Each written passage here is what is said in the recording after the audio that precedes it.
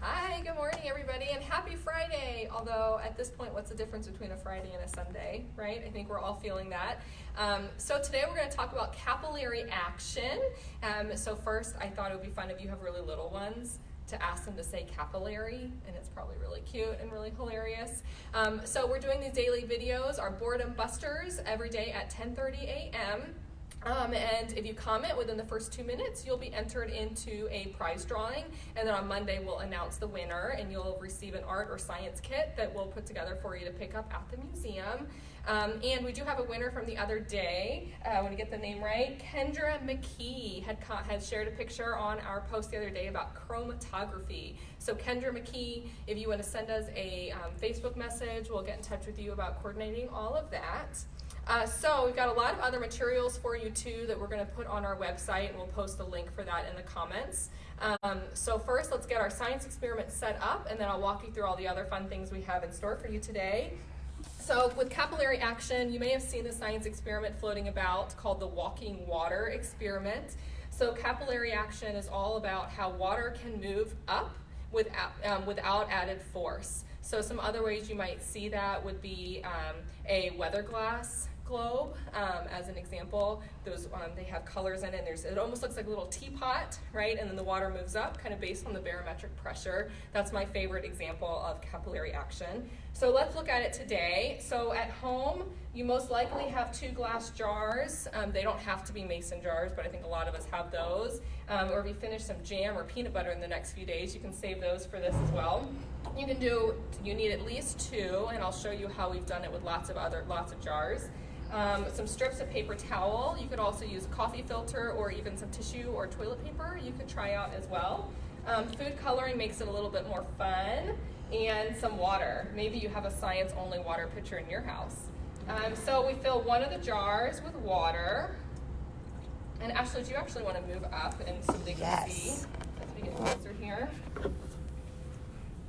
I'm going to go ahead and add the food coloring into this jar. So just maybe a little bit of green. A fun added activity you could do at home is actually to make your own food coloring. See what you can do there.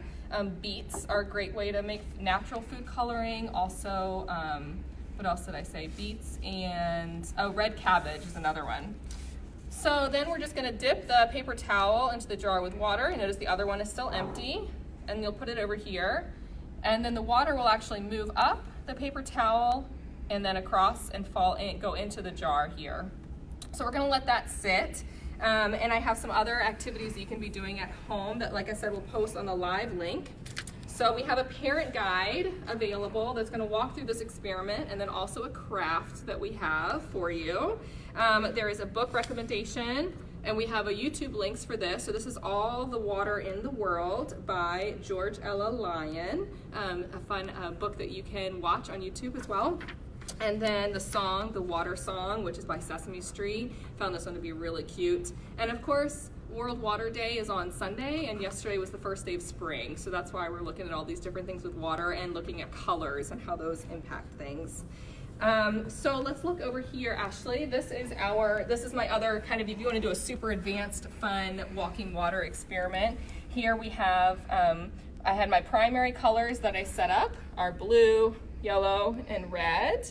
And then if you merge them with the empty jars, then you can get your secondary colors in the middle. So we have our green, purple, and orange. I think that's really fun. Reminder, comment in the first 2 minutes, if we're not already past 2 minutes, and be entered into a prize drawing for Monday. So this is our science experiment about capillary action. And I did have a joke for you too. I forgot to do our joke. All right, knock, knock. Who's there? Water. Water who? What are you waiting for? Let's play. Right? It's so fun. Okay, and then our craft today is to make little caterpillars. And there is a sheet there's the parent guide, information on making a caterpillar. All you need for this is a pipe cleaner. You can do any color. And then some beads. Of course, if you have kids under the age of 3, be very careful for choking hazards. And you just pick whichever beads you want. Start by making a little turn at one end, slide the beads across, and then turn it at the other so that you have your head and you can kind of have them move around. And if you get one of our spring house kits, your caterpillar could live in your spring house as well. So Ashley, let's go back over to the experiment that we set up over here, and you can see how the water has started to move up, right? So there's no added force here. Usually we think about water or any object going down because of gravity being our force. Here the water is moving up, almost defying gravity, if you will. So over time, it will take quite a while. So if you set it up now, probably by dinner, you would see it really filling the jar. So it takes quite a while, but it is fun to set it up every now and then, check in on it with your kids, talk about it. Where else do we see capillary action? How else do we use water? Talk about colors. One of the other activities we have 2 other activities that will be posted. One is you can talk about primary and secondary colors. So there's a fun sheet. Of course, we've got Kazoo on there, who is so lonely without our friends in the museum these days. He's just sleeping away, almost as if in hibernation right now. So we have our primary colors, and then in the middle, you'll be able to get those secondary colors. So using marker or paint, we'll get that for you.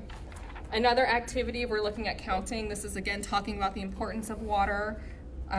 Look at the different things, count how many drops there are, and then some conversation points for you too as parents at home to talk about water. And then we also have some links on there about color facts and water facts for kids. That'll be linked. And some other things you can talk about will be what sounds might water make, what color is water on its own, where else do you see water in the world. And this is a great opportunity to talk about how water helps us wash our hands, which is so important these days, every day, but especially these days. So we hope everybody is staying safe and healthy, and I hope you're trying to find the best balance that you can with work and life and family and some self-care in there as well. We'll see you again tomorrow morning at 10:30, and that's it for now. Thank you.